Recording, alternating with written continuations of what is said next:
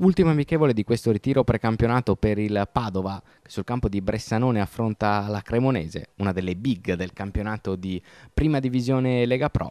Marcolin conferma praticamente quelli che sono gli 11 titolari di questa prima parte di ritiro, recupera anche Camillo Ciano che si piazza sulla destra del tridente attacco, deve però fare a meno di Trevisan bloccatosi nel riscaldamento, al suo posto c'è Simone Benedetti.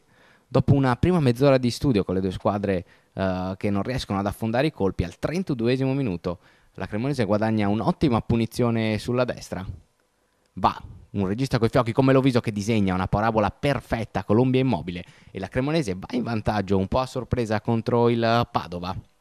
Padova che però ci mette pochissimo per ristabilirsi ed è proprio Loviso che dopo aver segnato commette questa grave ingenuità regalando praticamente il pallone a Raimondi. È bravo Raimondi qui a pescare Ciano sulla destra, piatto sinistro e gol dell'1-1, il primo in bianco scudato per Camillo Ciano che ha già smaltito il problema muscolare accusato in ritiro. Passano 3 minuti e al 44esimo il Padova confeziona questa bellissima azione sulla sinistra. C'è lo scambio prolungato tra Ampuero e Raimondi, ancora Raimondi che si traveste in assist ma in questa volta per vantaggiato. Il Torello da posizione molto defilata va con il sinistro e batte Bremek per il 2-1 con il quale si chiude la prima frazione di gioco.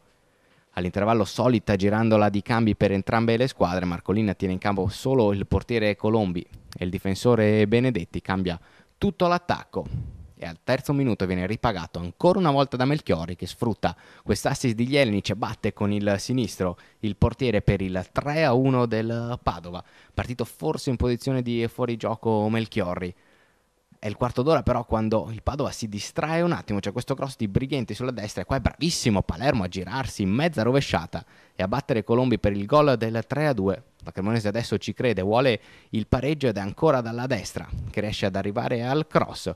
C'è la girata di Carlini che sorprende Maniero e timbra il 3-3 al 26esimo minuto ed è praticamente qui che si chiude la partita, non succede altro su questo corner, l'arbitro fischia la fine dell'ostilità, il Padova termina il ritiro con il 3-3 contro la Cremonese.